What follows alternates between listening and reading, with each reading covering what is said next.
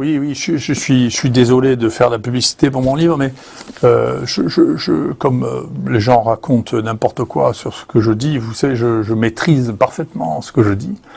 Vous avez remarqué que je donne extrêmement peu d'interviews et seulement à des gens qui n'essaient pas de me piéger ou de me poser des questions qui rediffuseront en ayant découpé des choses à l'intérieur. Et donc, 100% de ce que j'ai dit sur notre chaîne YouTube, je l'écris ensuite et vous pouvez regarder tout ce que j'ai dit. Et là-dedans, donc comme j'ai un de mes très bons amis qui était à l'Académie des sciences, et il m'a dit, mais Didier, on ne le sait pas, donc il faut que tu en reparles parce qu'on ne connaît pas ce livre et les gens disent n'importe quoi, rapportent que tu as dit n'importe quoi. Donc c'est très important que tu aies fait, ça s'appelle verbatim, c'est-à-dire chacun des mots que j'ai prononcés est dans ce livre, y compris ce que j'ai dit à l'Assemblée nationale, y compris ce que j'ai dit devant le Sénat. Et donc ça, ce sont mes textes intégralement, et bien sûr, ça s'est arrêté en décembre 2020, le suivant, qui couvrira l'année 2021, est en cours d'impression, et vous pourrez lire tout ce que j'ai dit, et ça évitera aux gens de raconter des bêtises, ce qui est devenu une manie dans ce pays. Voilà. Professeur Didier Raoult, est-ce que le Covid tue toujours autant aujourd'hui ?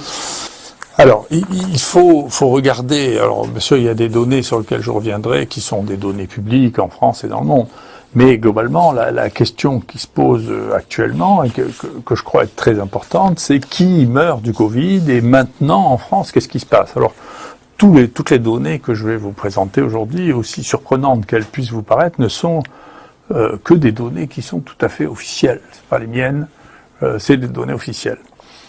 Premièrement, ça c'est l'INSEE, c'est-à-dire c'est ceux qui surveillent la mortalité, et donc vous voyez que, y compris par rapport à 2019, il n'y a jamais eu de surmortalité chez les gens de moins de 50 ans.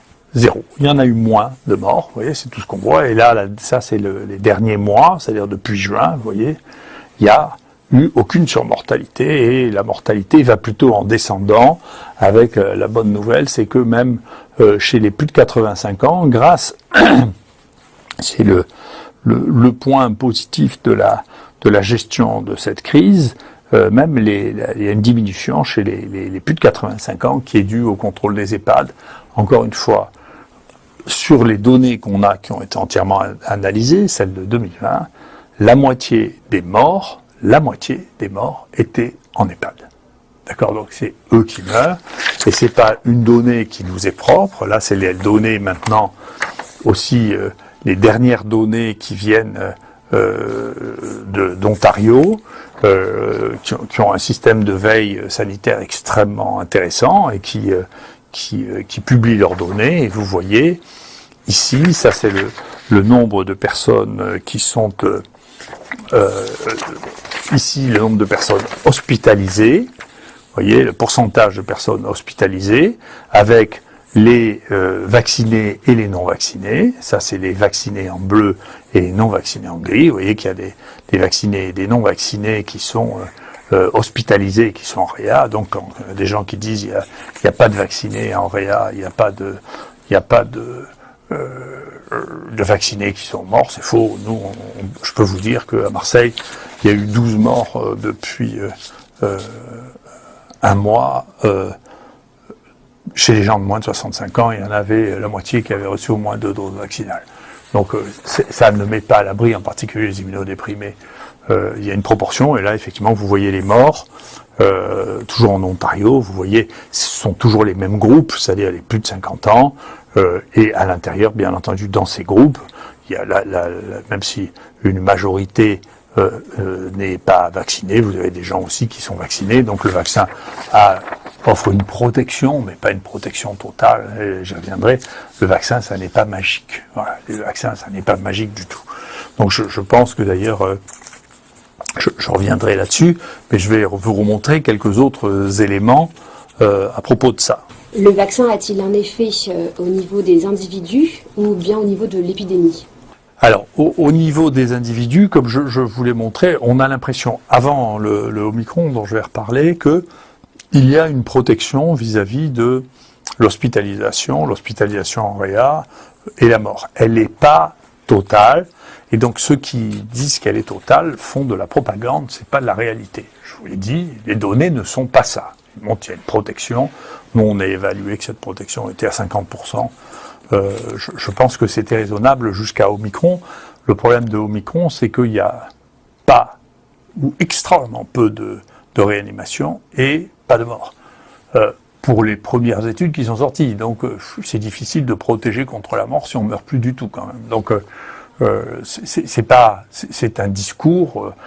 Je reviendrai sur cette question de la propagande versus l'information, mais c'est pas réel. Ce qu'on voit actuellement nous, alors ça c'est nos données là. Ce qu'on voit nous, c'est que maintenant, vous voyez le taux de protection chez les gens qui se présentent chez nous, et donc ici, entre 800 et 900 personnes, eh bien, le pourcentage de positifs est comparable chez les vaccinés et chez les non-vaccinés. Donc, avec cette épidémie d'Omicron, on ne voit pas, avec le biais que représente, bien sûr, le fait des gens qui viennent se faire prélever ici, enfin, ça fait beaucoup, ça représente une proportion importante, eh bien, on voit qu'il n'y a pas de différence significative pour les gens qui se présentent entre le nombre de positifs qui est aux alentours de 30% chez les vaccinés comme chez les non-vaccinés. Donc pour ce virus-là, et encore une fois, je répète, les virus ne sont pas des objets inertes, hein, c'est des choses qui sont différentes les unes des autres, et donc c'est pas étonnant qu'il y ait des différences entre les uns et les autres. Alors ce tableau est un tableau un peu compliqué, mais c'est un tableau qui est intéressant parce qu'il montre la proportion des gens vaccinés en fonction du variant. Nous, on analyse tous les variants des gens qui sont ici. On fait ça depuis le début. On était les premiers à faire ça, et même à dire qu'il existait des variants. Il a fallu, c'est 3 mois après qu'on ait commencé, nous, à parler des variants, et ici même, sur notre chaîne, que le reste du monde s'est rendu compte qu'il y avait des variants. Jusque-là, personne n'en s'était rendu compte, et il y a même des gens qui disaient que les variants n'existaient pas, parce qu'il y a quand même une méconnaissance de la virologie qui laisse pantois, qui montre l'état de ce pays sur la connaissance. C'est-à-dire que tout le monde a une opinion sur tout, mais tout ça manque beaucoup de virologues, parce qu'un virologue normal ne dit pas que les virus ARN ne mutent pas et qu'il n'y a pas de variants. C'est un déni de connaissance qui laisse pantois, quoi. Hein. Quand on a la grippe tous les ans, quand on a fait cette histoire, quand on a travaillé sur les virus ARN, on ne peut pas penser qu'ils ne passent pas leur temps à muter et à créer des sous-variants. Enfin, ça n'est pas sérieux. Voilà. Donc, cette analyse de ce qui s'est passé, ça montre que tout ça n'est pas sérieux, ça manque de connaissances, et comme il y a une hostilité vis-à-vis de ceux qui sont connaissants, c'est-à-dire nous, eh bien, on est dans une difficulté considérable. Donc, on félicite en permanence tous ceux qui ne sont pas, ceux qui savent, et ceux qui savent sont pénalisés. Moi, mes collaborateurs sont pénalisés. Moi, on m'a foutu dehors alors que j'étais le médecin le plus capé de toute la France, quand même. Donc, c'est des choses, on peut pas dire qu'on nous traite bien quand on sait, hein, quand même. On déteste plutôt ceux qui savent que ceux qui ne savent pas. Ceux qui ne savent pas, ils peuvent raconter des bêtises du matin au soir, à la fin, qui est la Légion d'honneur, qui, je sais pas, c'est genre des primes en plus, des primes à l'erreur, c'est bien possible, c'est une possibilité. Mais en tout cas, vous voyez ici, c'est très spectaculaire. Alors, celui qui sévissait le plus en décembre, janvier l'année dernière, c'était Marseille 4, mais il n'y a pas de vaccin, donc il y avait 0 vaccin. Après, on a commencé à vacciner, mais c'était la fin de l'alpha, ou ce qu'on appelle l'alpha maintenant, que nous on appelait Yucca. Mais vous voyez déjà, au niveau du delta, il y avait 1600 cas chez les vaccinés contre 5000 chez des non-vaccinés. Donc déjà, on voit qu'il y avait une proportion non négligeable, pas à peu près, vous voyez, un peu plus de 20%, 20-25%, un quart des gens qui étaient diagnostiqués ici, qui étaient vaccinés. Et là, quand on est au Omicron, on arrive là progressivement à la moitié, plus de la moitié à peu près, ou un peu moins, 40% des gens qui sont positifs ici, qui sont vaccinés. Donc on voit que la protection vis-à-vis de Delta n'était pas exceptionnelle, mais vis-à-vis de Omicron, elle est encore moins bonne. Et les cas sont aussi symptomatiques chez les vaccinés que les non-vaccinés. C'est la même proportion. Les 2/3 des gens qui sont diagnostiqués ici, et qui ont un Omicron vacciné ou pas vacciné sont symptomatiques. Et les charges virales, C'est-à-dire, le nombre de virus qu'il porte est aussi important qu'il soit vacciné ou pas vacciné. Donc l'idée que quelqu'un qui est vacciné et positif est moins dangereux que quelqu'un qui n'est pas vacciné et pas positif relève du conte de fées. Voilà. C'est pas vrai. Voilà. Donc ce qui est contagieux, ou bien alors il faut reprendre les maladies infectieuses au départ, les gens qui sont contagieux sont les gens qui sont porteurs d'un virus transmissible. Après, l'État, est-ce que peut-être qu'ils ne devraient pas l'être, mais en tout cas c'est comme ça, ils le sont. D'accord ? C'était pire, on n'a pas ça dans Omicron, mais on avait ça dans le Delta, avec les données qu'on avait, peut-être ça changera sur Omicron. Avec le Delta, c'était pire, c'est-à-dire que les gens qui étaient vaccinés avaient plus de virus, non seulement par la PCR, mais ici, à la différence des autres endroits, on cultive les virus. Voilà, Bernard Scola a la plus grande collection de culture de ce virus au monde. Et donc, il y avait plus de virus chez les gens vaccinés que chez les gens non vaccinés quand ils étaient positifs. Donc on ne peut pas dire, si vous voulez vraiment éviter la contagion, il faut éviter que les gens soient porteurs de virus. Si c'est pas le vaccin, et de moins en moins, qui vous met à l'abri du portage du virus. Donc il faut arrêter de fantasmer, si vous voulez, sur le vaccin. Et globalement, je vais vous dire une chose sur laquelle je vais revenir. Il ne faut pas confondre le vaccin comme une partie de la connaissance scientifique et le vaccin comme une religion. Quelle est cette différence entre justement le vaccin religion et le vaccin science ? Mais quand on dit qu'on est pour les vaccins, on est rentré déjà dans la religion. Ça n'a pas de sens. C'est-à-dire, vous ne pouvez pas être pour tous les vaccins, quels qu'ils soient. Par exemple, dans le vaccin pour le Covid, il y en a 5, 6, 7 différents qui ont des activités différentes, des risques différents. On voit bien, d'ailleurs. Il fallait pas le dire, et même maintenant, je ne sais pas s'il faut le dire, mais enfin, il y en a qu'on a arrêté parce qu'ils représentaient des dangers chez les jeunes, en particulier AstraZeneca et Janssen, qui faisaient des thromboses des veines cérébrales avec des gens qui devenaient aveugles. Donc, vous pouvez pas dire je suis pour les vaccins. Je veux dire, attends, il y a certains vaccins qui n'ont pas d'effets secondaires embêtants, et il y en a qui ont des effets secondaires embêtants. Deuxièmement, il y a des vaccins qui n'ont pas d'utilité dans l'endroit où vous êtes. C'est-à-dire qu'il y a des maladies qui sont locales. Pour les maladies qui sont locales, c'est important de se vacciner si vous y allez. Il ne faut pas le faire si vous n'y allez pas. Ça n'a pas de sens. Donc, c'est pas le vaccin qui est bien. La vaccine, le premier vaccin, était un vaccin qui était extrêmement mal toléré, pour lequel il y avait énormément de problèmes. Et donc, il a été arrêté quand il n'y a pas eu de variole, parce qu'il n'y en a plus depuis 1974. Et donc, c'est un vaccin qu'il ne faut pas faire. Il y avait une grande discussion à laquelle j'ai participé au moment de la suspicion de bioterrorisme, où la CIA faisait croire que Saddam Hussein avait ressorti le virus de la variole et qu'il y avait des modélisateurs de John Hopkins, justement, qui avait fait un film qui s'appelle Dark Winter, où il disait qu'il allait y avoir des millions de morts. Mais les Américains, de la même manière qu'ils ont fait la propagande pour le charbon, ont fait la propagande pour le risque de variole, ils sont allés jusqu'à vacciner à leur propre personnel, et on a découvert une maladie qu'on ne connaissait pas du tout avec la vaccine, qui était les myocardites. Et celui qui a le plus travaillé là-dessus, qui s'appelle Weinstein aux États-Unis, a estimé qu'il y avait 100 jeunes militaires qui étaient morts de la vaccine pour un fantasme, quand même. Donc, il faut faire attention à ce qu'on fait. C'est pas univoque. Et ça, la différence entre la religion et une théorie scientifique, ça a été très très bien expliqué par le plus grand épistémologiste, c'est-à-dire l'épistémologie, c'est l'histoire des sciences, et bien entendu, on ne peut pas comprendre la science si on ne comprend pas les erreurs de la science, on ne comprend pas l'analyse historique de la science. Moi, j'ai fait des cours d'épistémologie pendant 20 ans dans ma vie. Et le premier grand maître de l'épistémologie, c'est Karl Popper, et un des éléments pour lequel il est le plus connu, c'est ce qui différencie la religion d'une théorie scientifique, c'est la falsifiabilité, c'est-à-dire est-ce que vous pouvez imaginer, est-ce qu'il y a quelque chose qui permettrait de vous faire changer de théorie ou changer d'opinion. Si ça n'est pas falsifiable, si vous n'êtes pas capable de voir que c'est faux, eh bien, vous êtes sorti de la science pour rentrer dans la religion.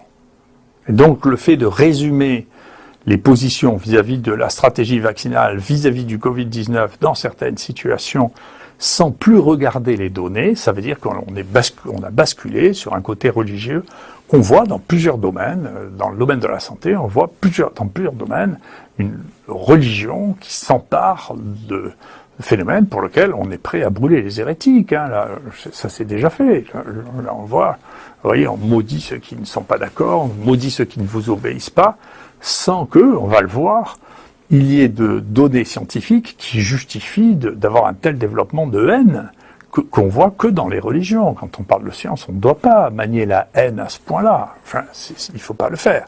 Donc tout le discours haineux que l'on entend là, qui sont tous du même côté, je sais ce qui est bon pour vous, vous devez le faire, eh bien, ça veut dire que ces gens ont basculé dans l'idéologie, ont abandonné la connaissance qui change, qui évolue avec le temps, qui évolue et dont on doit tenir compte. Et alors là, effectivement, pour la vaccination, j'ai dit il y a plusieurs mois, je ne comprends rien à cette épidémie, à ces rebonds, je ne comprends rien. Alors il y a une partie maintenant que je commence à comprendre et que je vais essayer de vous expliquer. Quand ce vaccin a été testé, et depuis pratiquement tous les travaux qui sont publiés reprennent cette donnée, qui est de dire on ne va pas compter ce qui se passe dans les 15 jours qui suivent la vaccination, parce que les gens ne sont pas protégés. D'accord. Et donc on ne regarde pas. Et puis, nous, on avait vu que, tiens, il y a beaucoup de cas qui surviennent justement après les injections. Mais cela, si vous les enlevez, vous enlevez une partie de l'information qui est très importante. Donc c'est une information que, par exemple, Pfizer n'a jamais donnée sur ce qui se passait dans les 15 jours après la vaccination en termes de Covid.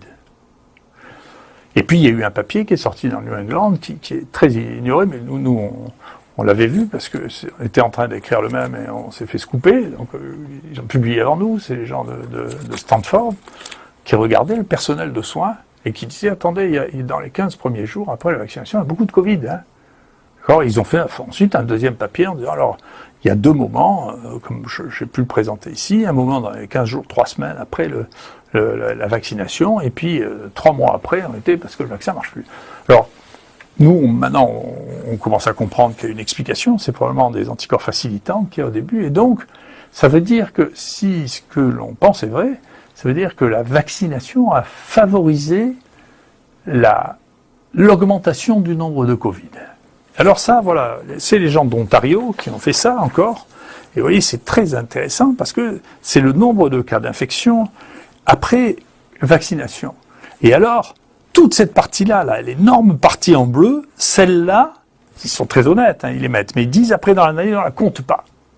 Donc, il y a une augmentation considérable du nombre de cas, on est en train de calculer de combien, juste après l'infection, juste après l'injection, et maintenant, tout le monde le sait. C'est-à-dire tout le monde a dans sa famille quelqu'un qui a fait un Covid, quelques jours, ou une semaine, ou 10 jours après une injection. Et donc, pour des raisons X ou Y, on a des pistes qu'on est en train d'explorer, sur lesquelles on a des résultats préliminaires très intéressants, qui montrent que, effectivement, les injections sont suivies très communément d'un Covid documenté. D'accord ? Et donc, ça, au niveau épidémique, qu'est-ce que ça veut dire ? Donc, là aussi, je vous dis, je regarde, et tout le monde peut regarder, là aussi, il suffit de marquer Ontario vaccinate de Covid, et là, on peut regarder sur Johns Hopkins, c'est très facile, donc ça, c'est le monde entier, vous voyez, on en est quasiment à 9,5 milliards de doses injectées. Et ça, c'est le nombre de cas. Il n'y a jamais eu autant de cas dans le monde. Et ça, c'est le nombre de morts. Je ne sais pas s'il y en a moins. Et ça, c'est tout le nombre de vaccinations. Donc, on ne peut pas dire que la vaccination diminue le nombre de cas qu'il y a. C'est pas vrai. Si on ne veut pas voir ça, alors là, on est dans ce que Popper décrit comme étant de la religion. C'est pas vrai. C'est juste qu'on refuse de regarder les choses. Si on regarde précisément, vous regardez. Après, vous pouvez cocher sur chacun des pays et regarder ce qui se passe. Alors, là, par exemple, eh bien, c'est l'Australie. L'Australie, c'est bien parce que c'est ceux qui sont les plus acharnés là sur le vaccin. Et s'ils sont les plus acharnés, c'est parce que c'est une réaction paradoxale. Ils y croient tellement, ils ont tellement forcé les gens à se vacciner qu'il n'y avait pas de cas. Hein, vous voyez, c'est les cas, il n'y en avait pas. ils ont fait une campagne vaccinale massive, et depuis qu'ils ont fait cette campagne massive, ils ont eu, vous voyez, il faut regarder cette colonne-là, là, c'est les 28 jours. Donc en un mois, ils ont eu 800 000 cas, ce qui représente 80% des cas qu'ils ont depuis le début de l'épidémie. Et ça, c'est ce qui suit leur énorme campagne vaccinale sur laquelle ils ont fait 44 millions d'injections. Donc ça, il faut vous réveiller un peu. Si vous regardez ça et que vous croyez que ça marche, vous avez un problème. Hein. Donc au moins, vous avez le droit d'avoir du doute quand même. Vous n'allez pas dire, écoutez, c'est tous les fous qui se vaccinent pas qui foutent les épidémies. Là. Ou bien alors, c'est pas vrai pour l'Australie, ça. Mais généralement, la science, c'est partageable. Alors vous pouvez regarder, par exemple, la Corée du Sud, vous voyez, c'est pareil, ils étaient assez tranquilles. Ils ont commencé à vacciner, ils ont vacciné massivement, hein, vous voyez, ils ont utilisé 108 millions de doses, vous voyez, et là, ils sont à un point où ils n'ont jamais eu autant de cas, vous voyez. Et là, ça représente à peu près 25% des cas depuis le début de l'épidémie, alors que la Corée était un modèle. Voilà, c'était un modèle, et puis, pouf, ils vaccinent, et d'un coup, ils se retrouvent avec une épidémie absolument considérable. Vous regardez maintenant Singapour, c'est pareil, il n'y avait pas de morts, ils étaient tranquilles, pas de cas, ils étaient tranquilles. Ils font une campagne vaccinale, et avec la campagne vaccinale, ils sont juste à la fin de la campagne vaccinale, là, ils se retrouvent avec une épidémie, un nombre de morts absolument considérable. Regardez le Danemark, moi je citais souvent le Danemark jusque-là, mais moi je n'ai pas peur de changer mon opinion. Jusque-là, je trouvais que le Danemark c'était les gens qui avaient bien géré l'épidémie, avec relativement peu de morts, hein, les échelles ne sont pas les mêmes, bien sûr, et puis hop, on commence une grande campagne vaccinale, et là, le Danemark se retrouve avec un nombre là, le nombre de cas qu'ils ont eu depuis un mois, ça représente la moitié des cas qu'ils ont eu depuis le début de l'épidémie, juste après les campagnes vaccinales. D'accord ? Là, si vous regardez la France, vous voyez le nombre de doses vaccinales qui ont été faites dans le dernier mois, c'est 15 millions de doses vaccinales, et le nombre de cas, c'est 380 000 cas, c'est-à-dire 25% des cas qu'on a eu depuis le début de l'épidémie. Donc, dire que les stratégies vaccinales dans le monde ont permis d'avoir un contrôle de la maladie, c'est pas vrai. Alors, vous pouvez toujours me dire, oui, mais attendez, c'est peut-être passé la même chose partout. Non, pas du tout. On est en train de faire un travail, c'est dans les pays dans lesquels il y a eu le moins de vaccination, ou le pays dans lequel on a le plus utilisé les vaccins inactivés, dans lequel il y a le moins de cas, mais de manière extrêmement significative. Donc, les vaccins là que l'on a, ARN et ADN, n'ont pas permis du tout le contrôle de la maladie, ont peut-être joué un rôle sur sa sévérité, mais dans une maladie qui ne s'avère pas très très sévère, on se demande ce que ça fait, mais en tout cas, ça ne justifie pas qu'on menace les gens, ni qu'on les insulte, ni qu'on les empêche de vivre, en tout cas. Donc là aussi, l'intelligence, en particulier face à des maladies inconnues, à des vaccins inconnus, parce qu'on n'avait jamais fait ce type de vaccin. Puis les vaccins sur les maladies ARN, en général, vous savez, c'est pas très splendide, hein, vous n'avez qu'à regarder la grippe.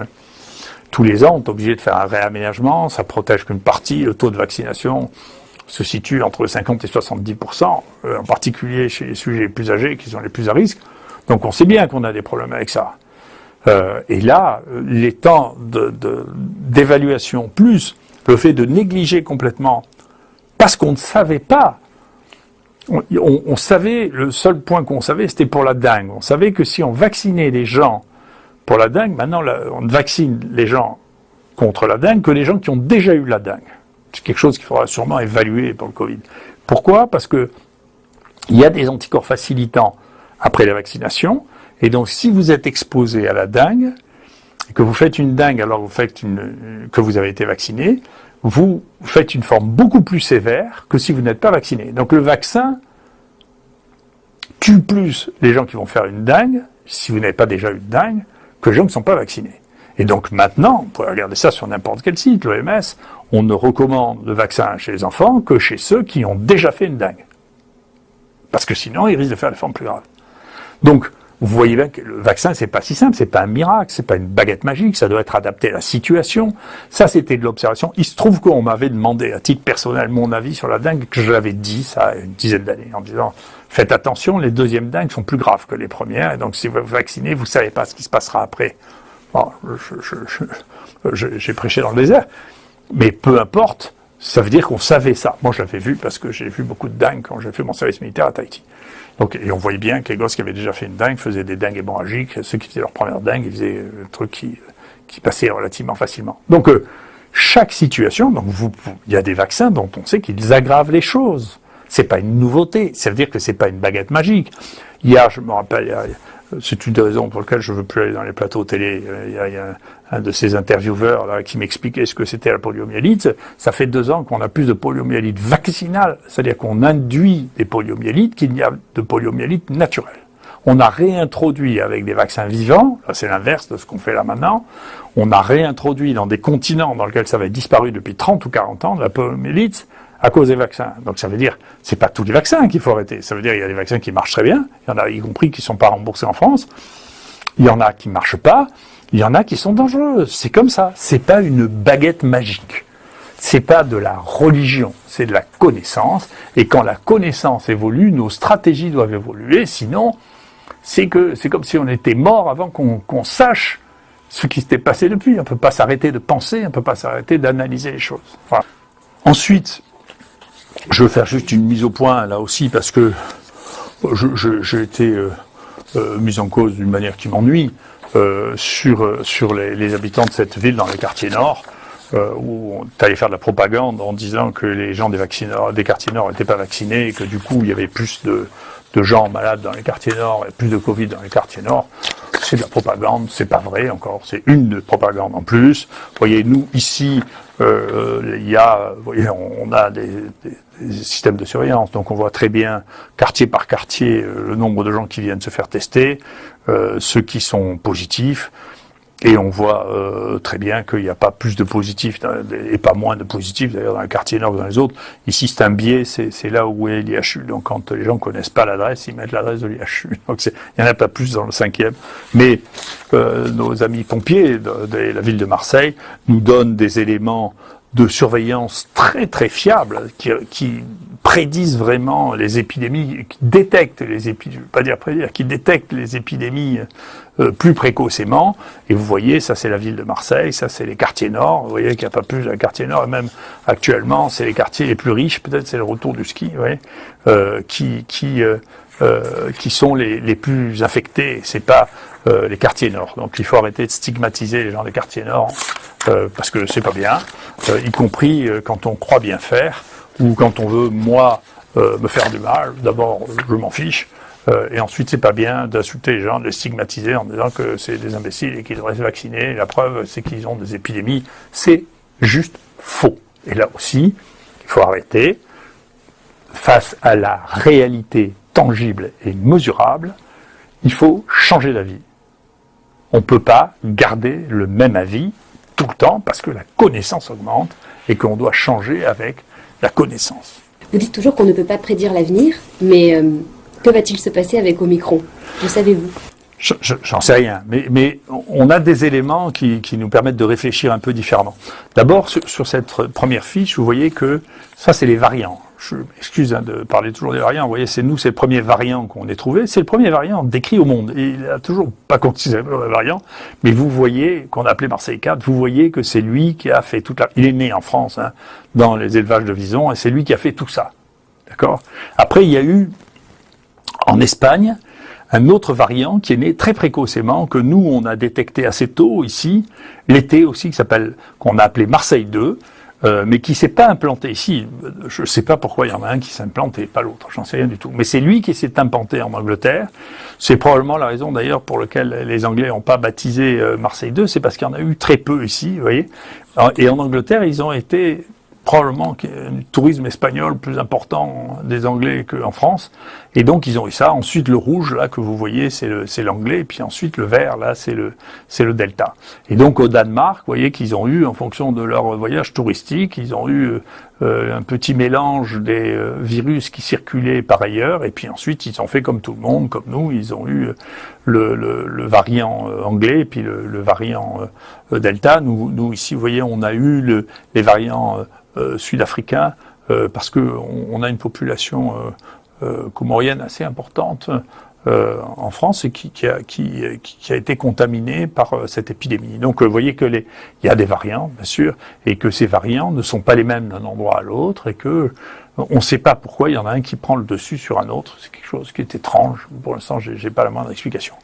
En revanche, du coup, ce Marseille 4, on l'a étudié de manière extraordinaire. On a fait pratiquement 10 000 génomes complets, séquences complètes, pour comprendre comment un virus apparaissait, se diffusait, pourquoi il donne ces courbes bizarres, et pas une courbe banale, vous voyez, qui allait relativement plus banale. Pourquoi il donnait ça? Qu'est-ce qui se passe? Alors c'est un papier qui est en ligne aussi, qu'on peut regarder, et que vous voyez ici, vous voyez, qui est le Marseille 4. Vous voyez ce qui se passe? Vous avez régulièrement une mutation, petit changement, qui rend le virus plus efficace. Et ce virus cause une épidémie. Celui-là est absolument typique, c'est celui qu'on appelait 4B. Il a 4 mutations, il arrive ici et ouf, il donne une épidémie incroyablement violente, ici. Ça va être janvier. C'est celui qui va tuer le plus de tous, celui-là. Chez nous, en France, à ma connaissance. Quand on soigne les malades, quand on ne soigne pas les malades, plus de morts. C'est pour ça que... Mais nous, on les a tous soignés. Donc, c'est des gens qui ont été ici. Donc, s'il y a plus de morts ici, c'est que le virus avait quelque chose de plus. Et vous voyez, ils ont, à chaque fois, on a mesuré, à chaque fois qu'il y a quelque chose qui a un nouveau mutant qui apparaît, vous voyez, un linéage, ce qu'on appelle les variants, c'est quand ils ont plus de 5 mutations et plus de 50 cas, c'est un variant. Les autres, c'est des mutants, mais c'est des mutants qui peuvent initier une nouvelle petite épidémie, et ça explique que, en particulier, vous voyez, ici, ça baissait. Alors, quand on regardait l'évolution de l'épidémie, ça baissait, et puis hop, ça remonte ici, et c'est en grande partie lié à ce nouveau variant qui est arrivé, qui est en réalité une autre épidémie. D'accord? Donc c'est des épidémies différentes. Et qu'est-ce qui fait que ça s'arrête? Eh bien, vous regardez au fur et à mesure, vous voyez, les mutations, alors non seulement, bien sûr, il y a des mutations, mais elles ont un rythme tout à fait régulier, c'est-à-dire qu'en moyenne, il y a une mutation tous les 15 jours, sur toutes les branches virales. Et au bout d'un moment, ça veut dire qu'elles se dispersent parce qu'ils n'ont pas tous les mêmes mutations. Et quand vous arrivez à ce degré de dispersion-là, quand un nouveau clone ou un nouveau sous-linéage a accumulé un certain nombre de mutations, en moyenne 7 à 8 mutations, en réalité, il disparaît. Parce qu'il est trop dispersé et que ces petites mutations qui n'ont pas d'effet favorable, c'est-à-dire qui ne permettent pas de refaire une nouvelle branche, ont un effet en s'accumulant défavorable qui fait qu'ils s'épuisent. Et donc ce qui se passe, c'est que vous voyez, il y en a de moins en moins de chaque linéage, et finalement ils sont épuisés, et donc ça donne une forme, ça c'est mon ami Hervé Chaudet qui a fait ça, ça donne une forme en entonnoir, si vous voulez, c'est-à-dire qu'au fur et à mesure il y a de plus en plus de divergences, et quand on est arrivé à un certain degré de divergence, ça s'arrête. D'accord, il n'y a pas un autre clone pour reprendre. Là, on aurait pu penser que ça allait s'arrêter là, puis pouf, il y a un nouveau clone qui est apparu et hop, qui a redonné une petite épidémie. Donc ça, maintenant, si on essaie d'appliquer ça et d'essayer de le comprendre, ça, par exemple, c'est ce qui se passe sur le variant Delta, pour lequel on a aussi beaucoup de séquences, grâce à Emergen, hein, c'est le gouvernement qui nous a permis d'avoir un équipement qui nous permet de faire ça. Et donc, vous voyez que quand ils font quelque chose de gentil pour nous, c'est pas pour nous, c'est pour le pays, je le dis, hein, je suis neutre, je dis les EHPAD, le Novasec, tout ça, c'est des points positifs. Après, le reste, je suis pas d'accord avec tout, mais c'est mon droit comme citoyen et c'est mon devoir comme scientifique.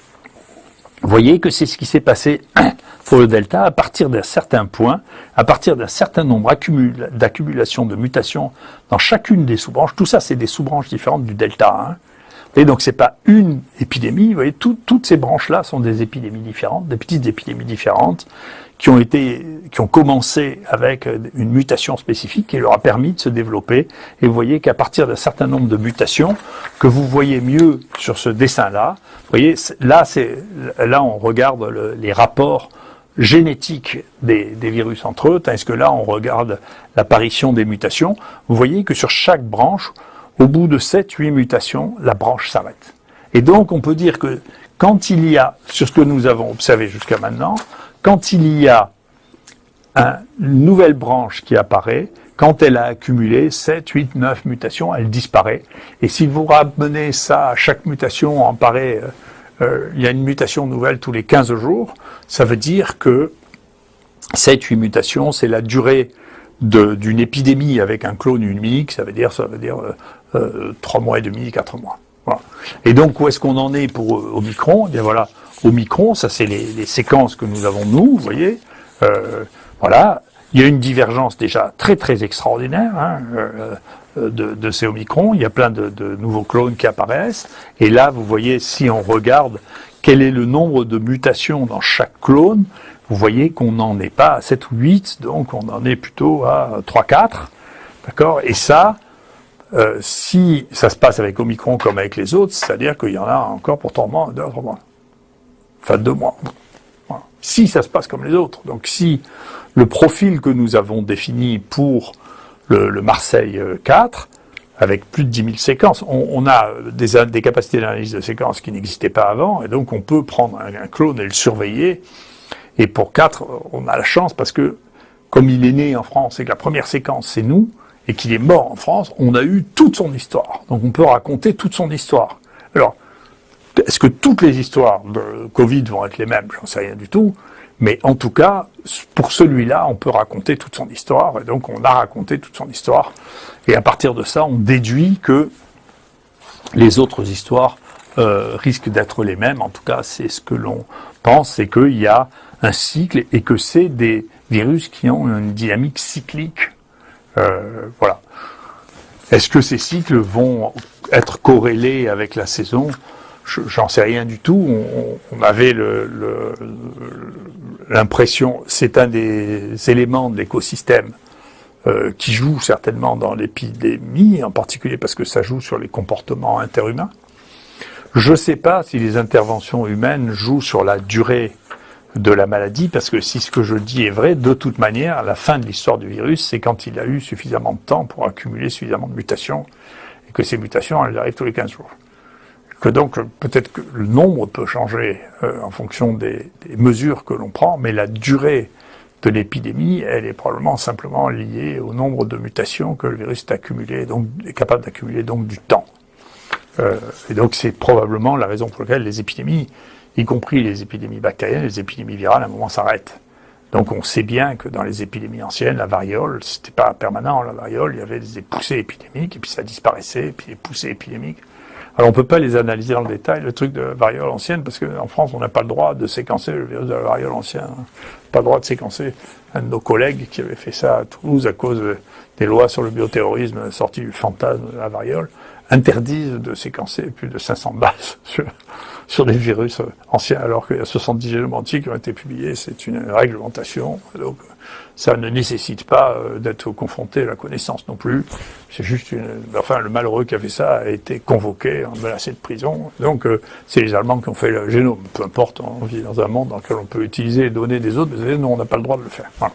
Mais sinon, ça serait extrêmement intéressant d'essayer de retrouver des anciens foyers de variole pour séquencer, pour voir si effectivement, maintenant on sait que c'est vrai pour la peste, hein, chaque fois c'était des variants différents, et pas du tout, il y avait une grande théorie, mais qui était une théorie de l'époque, hein, de la fin des années 50, il y a eu 3 grandes pandémies avec 3 microbes différents.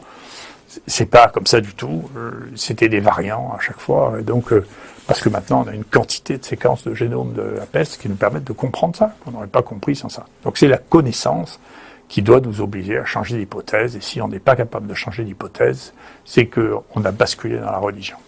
Voilà. Merci.